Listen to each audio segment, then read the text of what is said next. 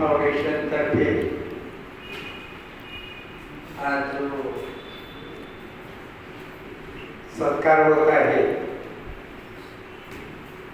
आणि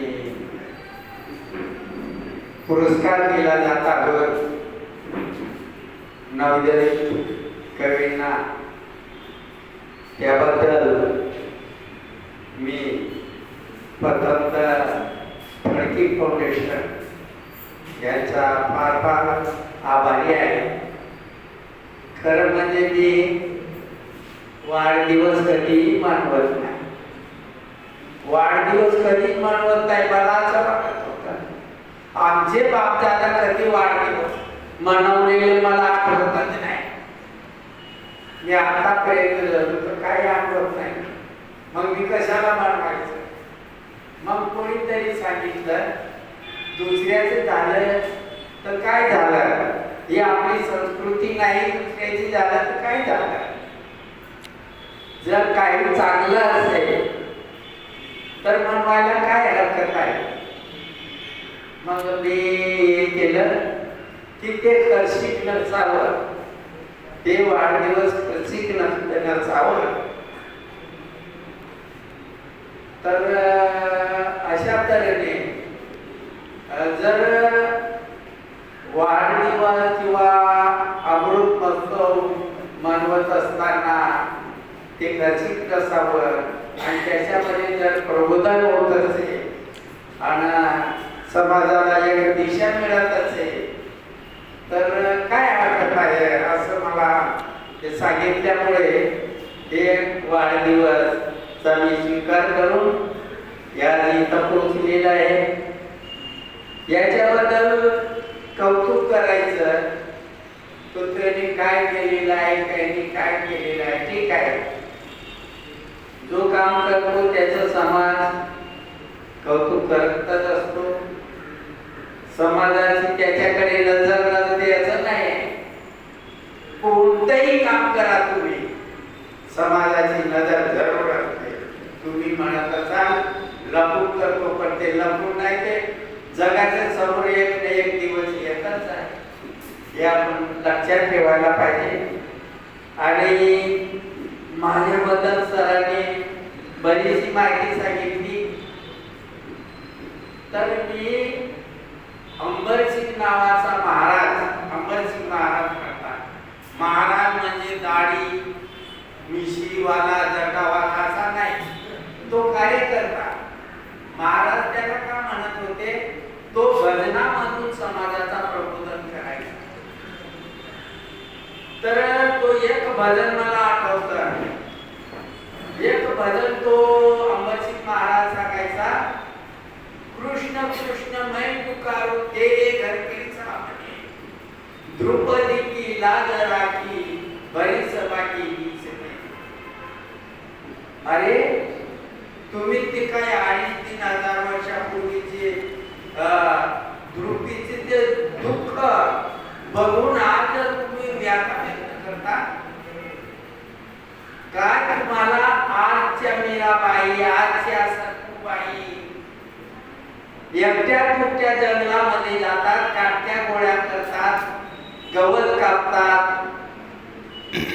धनदांडा माणूस अमानुषपणे त्याच्या हात धरतो, बलात्कार करतो. ते दुःख वाटत नाही का तुम्हाला? ते दुःख दिसत नाही का?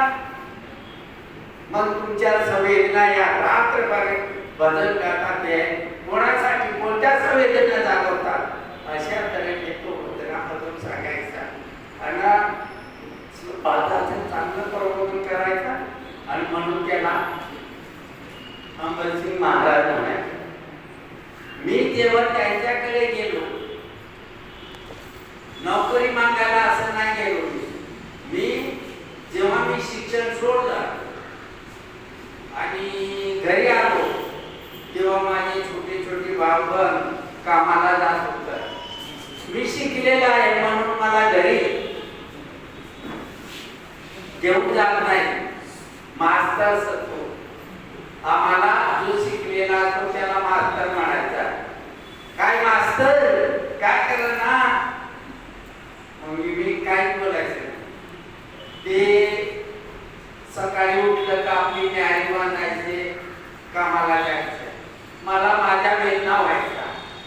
तुझे छोटे छोटे भाऊ बहिणी कामाला जातो त्याच्या कष्टावर तू खातो, फुकट खातो असं माझं मन मला का.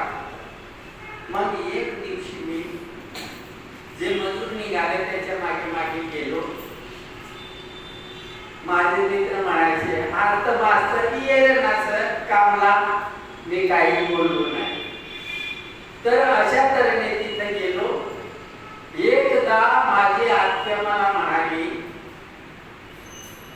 अरे भाऊ हम काम करे करे कसला काम कर सूत्र आई तथा तरी जंगल आपला सुता क्या ते प्लाट में आएंगे आणि तुम्ही काय येता आम्ही सगळं राबता केलं काय तरी नोकरी लाग तर तुला नोकरी नार्ज आणि आपला प्लाट जंगलला पगार मिळाली ती नार्जली.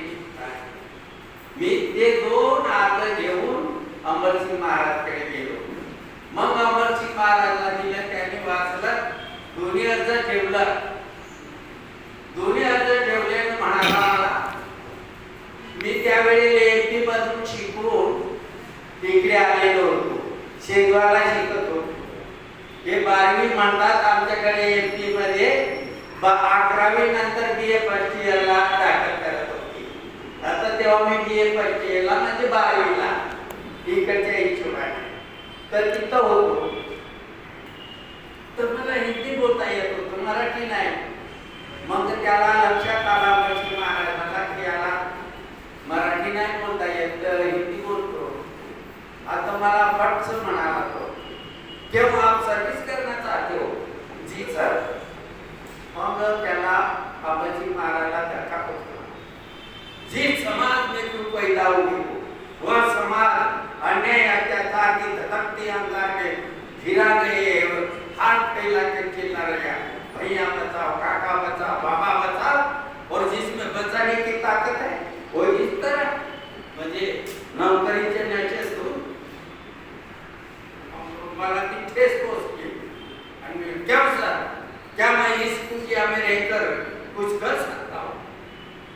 अमरसिंह महाराज ने ऐसा कभी नहीं सोचना. अरे मी काम करायची इच्छा दाखवतो ना, कसं काय बात आहे. तर अमरसिंह महाराज तेरे जैसा वो उड़ावत का प्रताप 3 महीने रहा चले गया. कल साड़ी का लोटन 2 महीने रहा चला गया. ये कहना सरल होता है, निभाना कठिन होता है. सोच लो तुम क्या के रहे हो.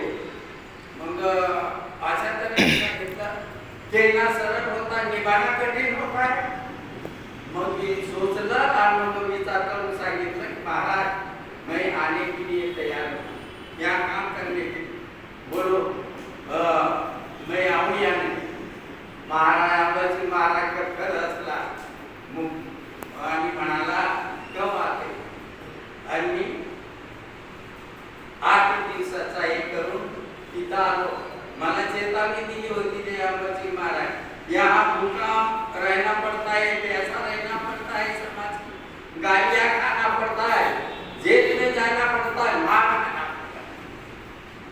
मी हो तयार आहे असं सांगून घरी गेलो. मायबापांना सांगितलं, माझ्या गुजऱ्या वगैरे घेतल्या, त्या झोपडीमध्ये आलो. झोपडीमध्ये आमची ऑफिस होती. तर तिथं आलो आणि ज्या महाराजांनी सांगितलं त्या सर्व माझ्यावर केलं. म्हणजे शिव्यानी खाल्ल्या, मारबी खाल्ले, जेलमध्ये बी झाले. ते आणीबाणीमध्ये म्हणाले सरांनी विसापूरच्या जेलमध्ये होतो. तर अशा तऱ्हेने सर्व ठिकाणामध्ये ते राहिलं. आणि जसं जसं मी हे चटके बसत होतो तसं तसं मी घडत होतो. मला काय खूप पहिल्यापासून गेल्यापासून समाजसेवाचा होता असं काय नाही होता. पण जसं जसं चटके खात गेलो, जसं तसं समज येत गेली, तसं तसं मी घडत गेलो. आणि तेव्हापासून तर आतापर्यंत तोच विचार मी तोड केला. आणि त्या रस्त्यावर मी आज चालत आहे. तर याच्यामुळे मला अनुभव माझ्या कवितामधून कोणीतरी सांगितलं होतं, ही कविता या व्यवस्थेला एक मोठा